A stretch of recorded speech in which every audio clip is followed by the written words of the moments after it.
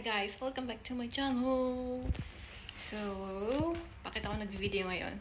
So, iba-vlog ko yung holiday namin sa Japan. So, nag-drive na kami dito sa Sydney. But, bukas yung flight namin. Thursday. So, pakita ko sa inyo yung room. Ayan. And then, tomorrow morning, finally, matutulin na rin kami sa aming Japan holiday. So, see you guys in a bit.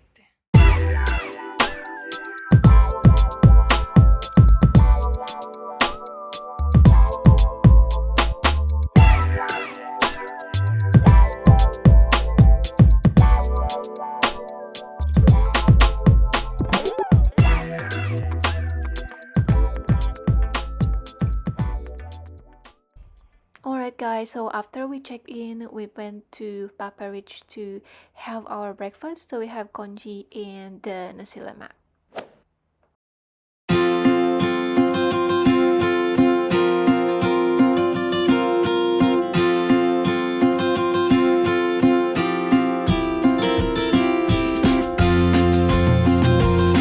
Okay guys, so nandito na ako sa airport. Antay ko na lang yung boarding namin. So, boarding is supposed to be at 10:20 pero hindi pa umuusad yung hindi pala. Nag-start na pala yung boarding pero past 10:20 na. So, ayun, inaantay ko lang i-announce yung seat ko at makakapunta na rin tayo. Papasok na rin tayo sa airplane.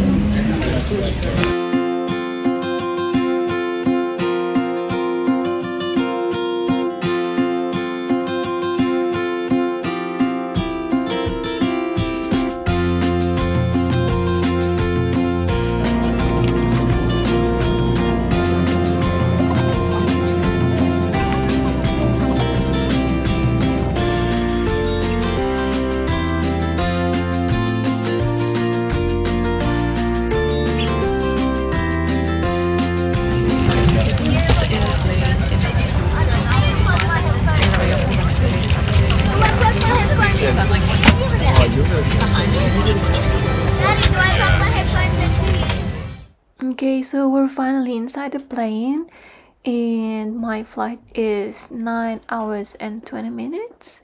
So in the first few hours of my flight, guys, nanood muna ako ng video ng movies pala.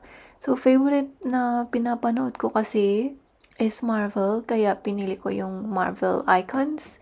Nag-swipe lang ako and nahanap ko si Iron Man. Guys, si Iron Man yung pinaka-favorite ko na Marvel icon. Kaya siya yung pinili ko. And guys, while browsing this, parang nararamdaman ko na merong snack na paparating. So, sit tight lang muna ako while waiting for that. Okay. Kain muna tayo, guys.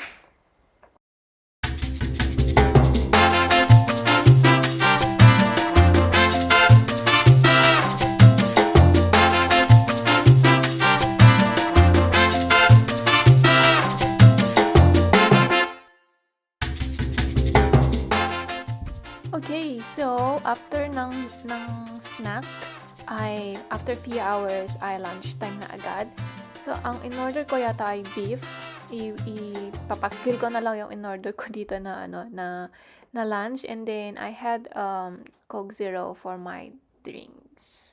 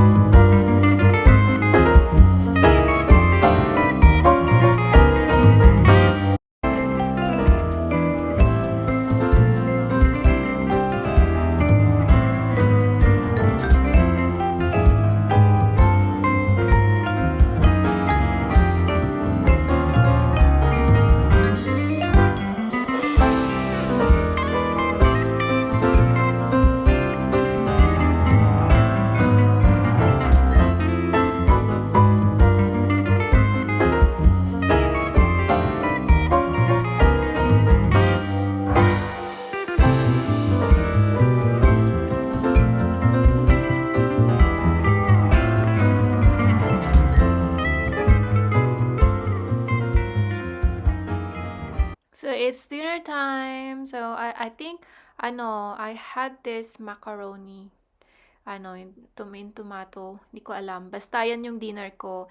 And finally, 2 minutes na lang and we're going to land in Tokyo. We'll see you guys later sa baba.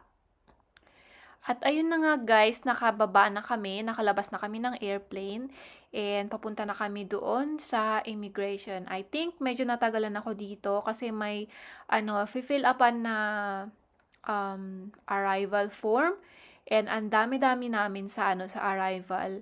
Meron kaming papel na pipilapan. Ang problema guys, walang ballpen and wala akong ballpen that time kaya medyo natagalan ako.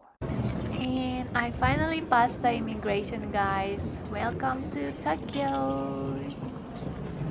So, dumaan nga muna ako dito sa pero close na sila. Kaya, bumili na lang ako nitong Pasmo card para sa train travel. Okay, so after ko bumili nitong Pasmo, sinubukan ko nang pumunta sa hotel. Pero, grabe. Nawala ako, guys. Siguro mga 1 oras ako umikot-ikot bago ko narating ang aking hotel. Sa wakas, nakarating din sa hotel. And ito na nga, papasok na ako sa hotel. Surprise natin yung room. Wow! Open natin yung light. Guys, this is like a very small standard room in Tokyo, lalo na pagka malapit sa sa rail station or train station. Tapos yung price niya sakto lang, parang yata to $100 per night. Pero I'm staying here for the night lang kasi pupunta din ako bukas sa Tokyo. So, ayun guys. Konting tour lang dito sa room. And then, bukas, ipapakita ko yung buong room or room tour sa maliit na room na ito. Yan yung view ko sa outside. Grabe, naglakad ako, nagpaikot-ikot ako ng paikot-ikot bago ko narating to. Siguro 1 oras ako nagpaikot-ikot. Kasi iba yung sinasabi ng ng Google Maps ko. Buti na lang yung pinagtanungan ko, tinuro dito. Lapit lang pala sa airport, nakakainis talaga, nakakaloka. Para na akong iiyak, muntik na ako mag-Uber kanina, tapos buti na lang talaga yung pinagtanungan ko, alam niya yung pupuntahan ko. So anyway, 12 o'clock na and magpapahinga na ako. Maaga pa ako gigising bukas. Pupunta na Osaka.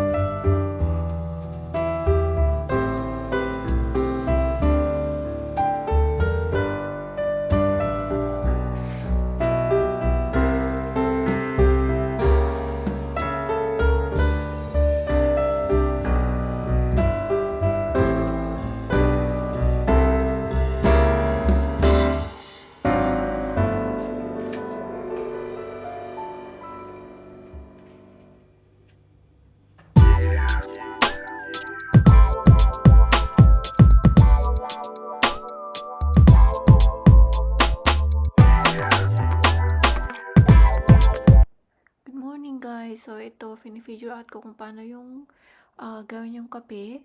Tapos nasa Japanese pa yung sulat niya, pero meron siyang mga drawing kaya sinunod ko na rin. Parang ganito lang siya, ilalagay mo lang siya sa cup and then pour mo ng water, tapos antayin mo na may mahulog or may mag-drip dun sa cup mo.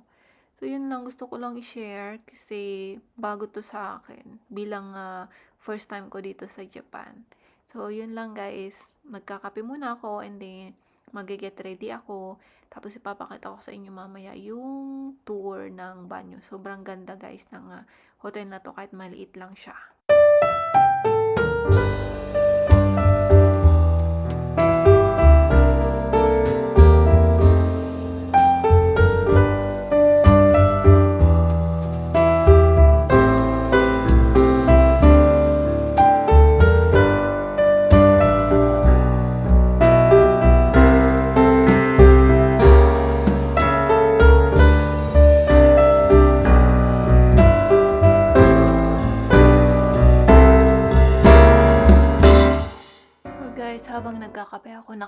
menu nila. Sa sarap ng food. And then, nakita ko din to kung paano mag-connect sa wifi. Sobrang high-tech. Anyway, andito na yung tour ng room. Guys, kung pupunta kayo dito sa Japan, hindi niyo na kailangan magdala ng mga toiletries nyo kasi kompleto na sila dito. Wala ka na talagang hahanapin pa. Ako kasi hindi ko alam kaya nagdala pa rin ako ng mga toiletries. Pero tips lang sa mga pupunta dito kung gusto niyo pumunta, tingnan niyo yung mga nila. Toiletries nila, pati mga shampoo tsaka bath, hindi tinipid. Ang lalaki ng mga bottles nila, guys. And then, papakita ko nga din pala guys, yung pinagmamalaki nila dito sa Japan, yung automatic na na bidet. Tingnan nyo, hindi yun na kailangan magtabo-tabo pa. Okay guys, so tapos na ako maligo. Inaayos ko na lang tong bag ko and ready to go na tayo sa Osaka. Hi guys, habang nawawala ako, mag-video na lang ako muna bago ako ma-stress dito. Ay, naku. Papalit ako ng voucher. Pero, nawala na naman ako. Tapos nakita ko ng video. Kami nagpa-picture dito. Tapos, may nagpa-picture pa sa akin. Ay, naku. It's getting hot. Tapos yung mga dala-dala kong damit. Pang malamig. Ay, naku. Yan yung dala-dala ko. Ito yung dala-dala ko, guys. Sige. Mamaya ulit. So, wakas. Nahanap ko rin. Naligaw-ligaw na naman. Ay, dito pala. Ito pala yun. So guys, ito na yung JR Pass ko. Magagamit mo to sa lahat ng JR lines. And ito yung ginamit ko para bumili ng ticket papunta sa Osaka.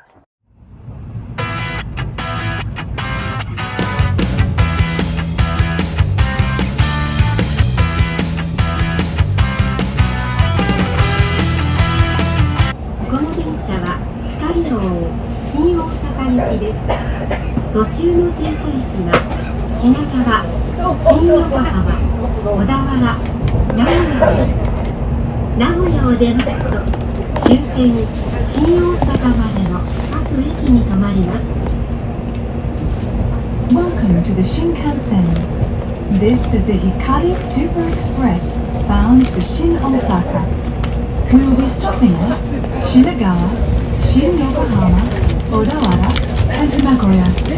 After leaving Nagoya, we will be stopping at all stations before arriving at Shin Osaka Terminal. The conductor's room is in car number 8.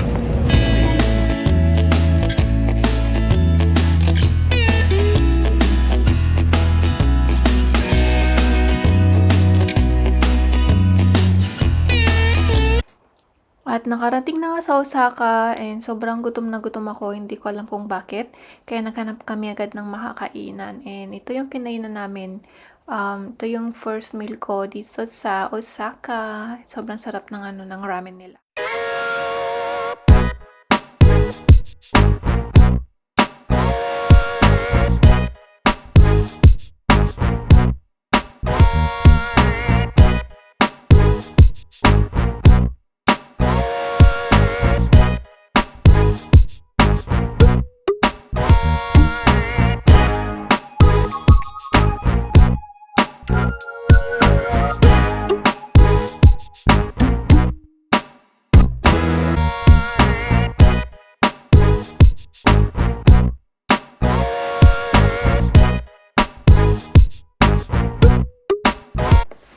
And after namin kumain ng lunch, dumiretso na kami sa hotel. And tumatawa ko dito kasi sabi ng asawa ko ayaw niya makita sa video. Pero nandun pa rin siya. Kasi sabi ko kahit anong gawin niya, makikita pa rin siya kasi nasa reflection nga siya. So ayun, nandito na kami sa aming hotel. Ito nga po pala yung hotel. Pero weird siya kasi nasa taas yung reception tapos nasa baba yung yung room namin. So ito yung room namin, nasa 816 kami and Okay, so ako na yung nagbukas ng room kasi excited ako na i-video siya. Kasi I'm expecting na parang kagaya ng room namin, ay yung room ko pala sa Tokyo. Pero this is much better. Tapos malawak siya. It's actually much bigger than my room in Tokyo. Marami siyang space. So, I'm planning to do a short room tour again para pakita ko sa inyo yung kung ano man yung nandito. Grabe guys, alam nyo ba, sobrang amazed na amazed ako sa hotel ng Japan. Even yung hotel sa Australia, malayo siya, mas malayong maganda siya. Pero hindi naman sa pagano ha, nakikita ko lang yung difference niya. So, kung makikita nyo, yung shampoo nila is naka-bottle siya, hindi siya yung mga maliliit talaga na bottle. Okay guys, so dito tayo sa labas, hindi to part ng ng bathroom. Nilagyan nila dito yung yung mga water, tapos ito naman yung fridge. Buksan natin, wala siyang laman. Kahit tubig, kasi nasa labas na yung tubig. Okay, so maliit lang siya, pero I don't think we need it kasi paglalabas ka naman may mga pagkain na. So these are the toiletries. And tignan natin sa baba, ito naman yung hair dryer. 'Di ba? Kompleto sila. Tapos lipat tayo sa kapila. Wala na pala doon. So, ito yun, tignan natin to yung ice bucket, pero hindi na magagamit yung ice bucket kasi malamig pa dito. And then, ito yung separate toilet. Papakita ko sa inyo yung features niya, pero parang pares lang naman din. Yung automatic na bidet, tapos automatic na cleaner. So, these are the sleepers. Meron siyang 2 types. Yung isa magagamit mo sa labas, and then yung isa dito lang sa loob. Then, ito naman yung table. Ganda, no? And then, itong other part, ito yung tabi ng ng bed. Meron kaming safe. Pwede mo ilagay yung mga important na gamit mo dito, gaya ng passport, okay, yung pera mo. And then, guys, meron na rin pajamas. Hindi mo na kailangan magdala ng pajamas. Which is my mistake kasi nagdala ako ng pajama, guys. Dapat nagbasa-basa muna ako. So, welcome to Osaka!